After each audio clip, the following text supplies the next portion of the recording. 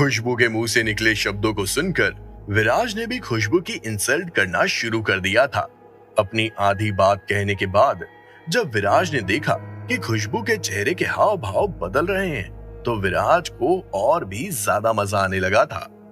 या फिर यूं कहें कि विराज को अलग ही लेवल की शांति मिल रही थी। तुरंत ही विराज ने आगे बोलते हुए कहा, और हाँ खुशबू, एक और बात, मैं पहले यहाँ आया था। अगर तुम्हें मेरी शक्ल से इतनी तकलीफ है और तुम मुझे नहीं देखना चाहती हो तो यहाँ से कभी भी जा सकती हो, मैं तुम्हें बिल्कुल भी नहीं रोकूंगा। इसी के साथ विराज के चेहरे पर शातिर मुस्कान भी आ गई थी। मैं क्यों यहाँ से जाऊं? ये कैफे तुम्हारे परिवार वालों ने नहीं खोला है। ये बोलते हुए खुशबू को कैफे के दरवाजे के पास ही एक जगह मिल गई और वहां बैठ गई थी। अपनी जगह पर बैठते ही खुशबू ने अपने पर्स से फोन बाहर निकाला और तुरंत ही एक नंबर डायल किया। हे जानवी, तुम कहां पर हो यार? जैसे ही विराज के कान में खुशबू के मुंह से निकला जानवी शब्द पड़ा, वैसे ही विराज मन ही मन कोसने लगा था। फाइनली विराज को पता चल गया था कि आधी रात को उसकी मुलाकात खुशबू से क्यों हुई है, क्योंकि जानवी ने ही खुशबू को यहाँ आने के लिए कहा था। बस मैं पहुंचने वाली हूँ, 5 मिनट और। खुशबू, क्या तुम मोका कैफे पहुंच गई हो? फोन के दूसरी तरफ से जानवी की आवाज सुनाई दी। खुशबू ने तुरंत ही अपना सर हिलाया और विराज की तरफ एक नजर डालते हुए फुसफुसाते हुए बोली, जानवी, मैं यहाँ पहुंच गई हूँ। तुझे पता है कि मैंने यहाँ किसे देखा? किसे देखा? जानवी को समझ नहीं आया था कि खुशबू किस बारे में बात कर रही है, इसीलिए जानवी भी क्यूरियस हो गई थी। विराज जिंदल, मैंने एक्सपेक्ट नहीं किया था कि वो भी इस कॉफी शॉप में होगा। यार, ये बहुत ही ज्यादा डिप्रेसिंग है। जानवी, हम कहीं और क्यों नहीं चलते? मुझे इस इंसान की शक्ल भी नहीं देखनी है। जैसे ही खुशबू के मुंह से ये शब्द बाहर आए, वैसे ही जानवी को सारा माजरा समझ में आ गया था। तुरंत ही जानवी ने खुशबू से कहा, खुशबू, शांत हो जाओ। बार बार मिलने की लोकेशन बदलने की कोई जरूरत नहीं है। दरअसल मैंने ही उसे बुलाया है। व्हाट? जो कुछ भी जानवी ने कहा उसे सुनकर खुशबू कंफ्यूज्ड हो गई थी। जानवी ने तो खुशबू से कहा था कि वो दोनों मिलने वाले हैं, तो फिर जानवी ने उस कचरे को यहाँ क्यों बुलाया है? ये सवाल खुशबू के मन को सताने लगा था। दरअसल इस ट्रिप का मेन पर्पस खुशबू की प्रॉब्लम को सॉल्व करना था। जानवी खुशबू की अच्छी दोस्त थी और इसी वजह से खुशबू ने अपनी सारी प्रॉब्लम्स जानवी से साझा की थी। सारे इफ और बट को समझने के बाद जानवी ने तय किया कि वो खुशबू की हेल्प करेगी और इसी वजह से जानवी ने खुशबू को मोका कैफे बुलाया था। लेकिन इसमें विराज जिंदल का क्या लेना देना था? विराज जिंदल यहाँ क्या कर रहा था? खुशबू जिस प्रॉब्लम को इनकाउंटर कर रही थी, दरअसल उसका विराज से काफी करीब का रिश्ता था। तो क्या विराज यहाँ पर खुशबू का मजाक बनाने आया था? नहीं, विराज को तो खुद को नहीं पता था कि उसकी मुलाकात खुशबू से होने वाली है। तो आखिर विराज को यहाँ बुलाने के पीछे जानवी का असली मकसद क्या था? खुशबू, ज्यादा सोचने की जरूरत नहीं है। मैं वहां आकर तुझे सब कुछ अच्छे से समझाऊंगी। तू वहां से जाएगी नहीं, प्रॉमिस कर मुझे, ठीक है? जल्दी से जानवी ने खुशबू से ये कहा, क्योंकि जानवी को लग रहा था कि विराज को वहां देखकर खुशबू रुकेगी नहीं और वहां से चली जाएगी। ठीक है, आई प्रॉमिस, लेकिन तू यहाँ आएगी तो मुझे एक रीजनेबल एक्सप्लेनेशन देना होगा। ये बोलने के बाद खुशबू ने कॉल कट कर दिया था और फिर से विराज को देखने लगी थी। गुस्से की नजर से विराज को देखते हुए खुशबू ने कहा, विराज, तुम्हें अभी काफी खुशी महसूस हो रही होगी, है ना? खुशबू, अगर तुम्हें ऐसा लगता है तो तुम वाकई में एक इडियट हो। क्या तुम कंट्रोल कर सकती हो कि मैं खुश हूं या नहीं? और इस सब से तुम्हें क्या लेना देना है? मेरी लाइफ, मेरे रूल्स, तुम दूर ही रहो तो अच्छा है। जैसे ही विराज के मुंह से ये शब्द बाहर आए, वैसे ही खुशबू शॉक्ड रह गई थी। खुशबू ने एक्सपेक्ट नहीं किया था कि उसे विराज की तरफ से इतना कड़क जवाब मिलेगा। विराज का जवाब सुनकर कुछ समय तक खुशबू ये डिसाइड नहीं कर पाई कि उसे विराज को अब क्या कहना चाहिए। लेकिन धीरे धीरे खुशबू के मन में विराज के लिए गुस्सा बनने लगा था। कड़क अंदाज में आखिर खुशबू ने भी शुरुआत कर ही दी। ज्यादा एरोगेंट होने की जरूरत नहीं है। भले ही मेरी फैमिली अभी कुछ डिफिकल्टीज फेस कर रही है, लेकिन वो डिफिकल्टीज जल्दी निकल जाएंगी। मेरा फ्यूचर अभी भी बहुत खूबसूरत है, लेकिन तुम्हारा बिल्कुल भी नहीं। हालांकि खुशबू ने कड़क अंदाज से विराज को जवाब दिया, लेकिन विराज के हाव भाव में 1% का भी बदलाव देखने को नहीं मिला। इस वजह से खुशबू और भी ज्यादा गुस्सा हो गई थी और तुरंत ही अपना मुंह खोलते हुए बोली, ये मत सोचना कि मुझे नहीं पता कि तुम्हें जानवी पसंद है, लेकिन तुम्हें क्या लगता है कि जानवी तुमसे एंगेजमेंट करेगी? तुम्हारा खेल खत्म हुआ कचरा। और रही बात तो मेरा बॉयफ्रेंड दिल्ली शहर से है, बहुत अमीर है, पैसा भी है और पावर भी है। आई बात समझ में? खुशबू के मन में जो कुछ भी आया उसने विराज पर गुस्सा निकालते हुए कह दिया था। उसके मुंह से निकले शब्द वाकई में नफरत भरे थे और अगर विराज की जगह और कोई होता तो खुशबू का मर्डर कर चुका होता, लेकिन यहाँ सामने विराज बैठा था। खुशबू के वॉलेंट रिएक्शन को देखने के बाद भी विराज एकदम शांत था और मुस्कुराते हुए बोला, बिल्कुल बिल्कुल, मैं तुम्हें नहीं हरा सकता और अगर तुम खुश हो अपनी जिंदगी में तो ये तो बहुत अच्छी बात है। अपनी बात को नजाकत अंदाज से कहने के बाद विराज ने अपनी कॉफी उठाई और आहिस्ता आहिस्ता पीने लगा था।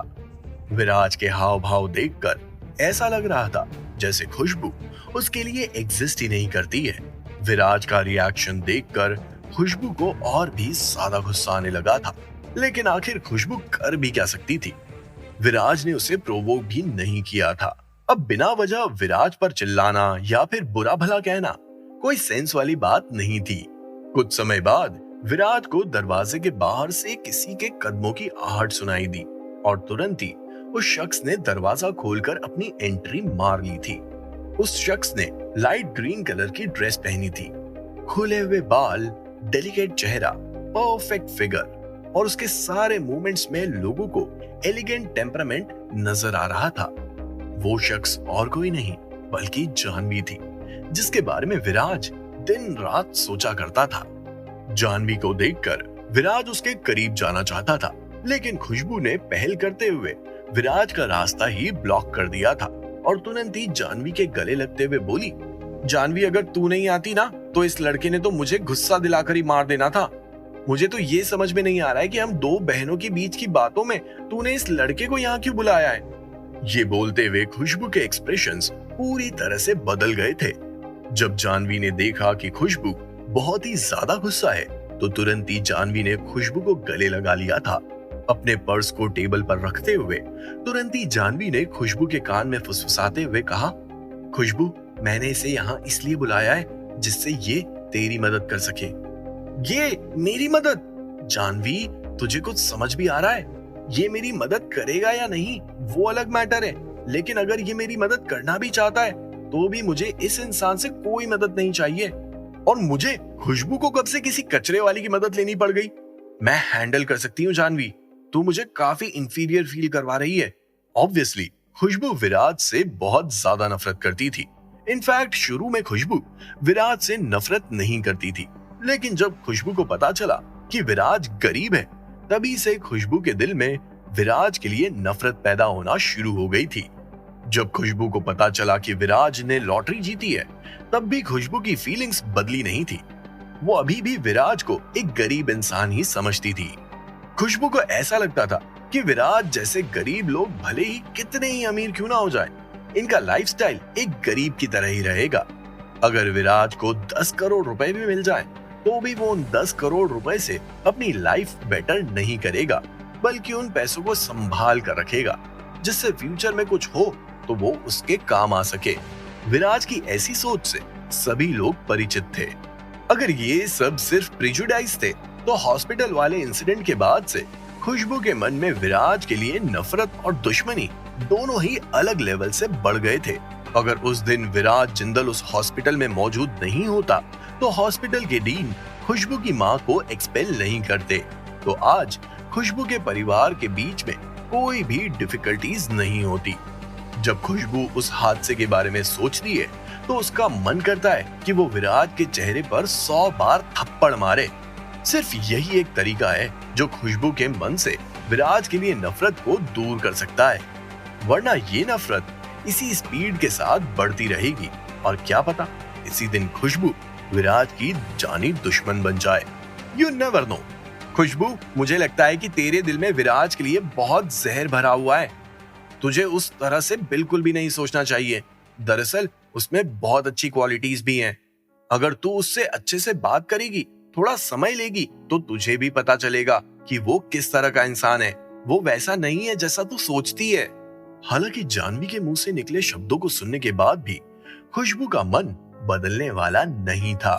उसे कोई फर्क भी नहीं पड़ा था। हाँ, वो अलग बात है कि उसका गुस्सा और भी ज्यादा बढ़ गया था। तुरंत ही खुशबू ने जानवी को कड़क अंदाज में जवाब देते हुए कहा, जानवी, मुझे तो ये समझ में नहीं आता कि तुझे उस लड़के में ऐसी क्या अच्छाई दिख गई कि तू उसके पीछे बावली ही हो गई है। तू उसकी तरफदारी क्यों कर रही है? तेरी एंगेजमेंट हो रही है ना? क्या तुझे तेरे फियांसे के साथ ऐसा करना चाहिए? जब जानवी ने सुना कि खुशबू ने उसकी एंगेजमेंट के बारे में मेंशन किया है, तो जानवी का दिल अचानक से रुक सा गया था। स्पेशली जब जानवी ने खुशबू के मुंह से फियांसे वर्ड सुना। तब तो जानवी की हालत खराब ही हो गई थी। उसके चेहरे के हाव भाव बदलने लगे थे। दरअसल पिछले कई दिनों से जानवी अपने आप को इस मैटर से दूर रखने की कोशिश कर रही थी। फियांसे, एंगेजमेंट जैसे शब्दों से जानवी दूर रहना चाहती थी। ऐसी बात नहीं है कि शुभ कोहली अच्छा नहीं है। उसका परिवार भी अमीर है। उसके पिता सुप्रीम कोर्ट के जज हैं और बार काउंसिल के मेंबर हैं। पैसा और पावर की कोई कमी नहीं है। मुंबई शहर में उनकी बहुत इज्जत है। शुभ कोहली भी बहुत हैंडसम है। लेकिन ये सारी चीजें जानवी को शुभ कोहली से प्यार नहीं करवा सकती थी।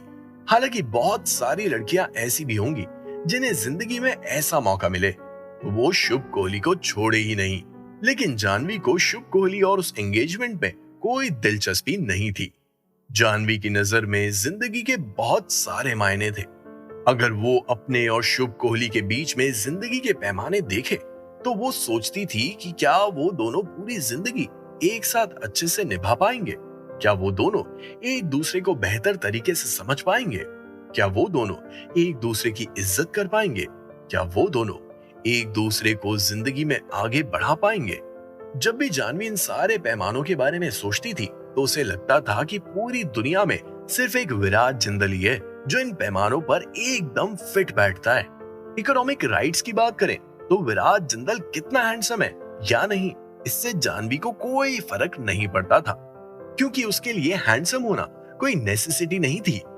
हालांकि रियलिटी काफी क्रूअल थी। पिछले कुछ दिनों से जानवी को ऐसे इंसान के साथ एंगेज होने की कोशिश कर रही थी जिसे वो ना तो ठीक से जानती थी और ना ही उसे पसंद करती थी। लेकिन उसके पेरेंट्स इस रिश्ते से काफी खुश थे। वो इसीलिए क्योंकि अगर एक बार जानवी और शुभ की एंगेजमेंट हो गई तो कोहली परिवार की तरफ से तोहफों की बारिश होने लगेगी और उसकी माँ को यही तो चाहिए था, तोहफे, गहने और खूब सारा कैश। क्या जानवी खुशबू को विराज के बारे में समझा पाएगी? क्या विराज खुशबू की कोई मदद करेगा? क्या विराज और खुशबू के बीच में रिश्ते अच्छे होंगे? क्या विराज जानवी को उसकी एंगेजमेंट से बचा पाएगा? या फिर विराज के साथ कुछ ऐसा होगा जिससे उसके हाथ से अलीबाग गांव भी चला जाएगा और जानवी भी? अगर ऐसा हुआ तो इस कहानी में क्या ट्विस्ट आएगा? जानने के लिए सुनिए cash on my mind, only on pocket FM।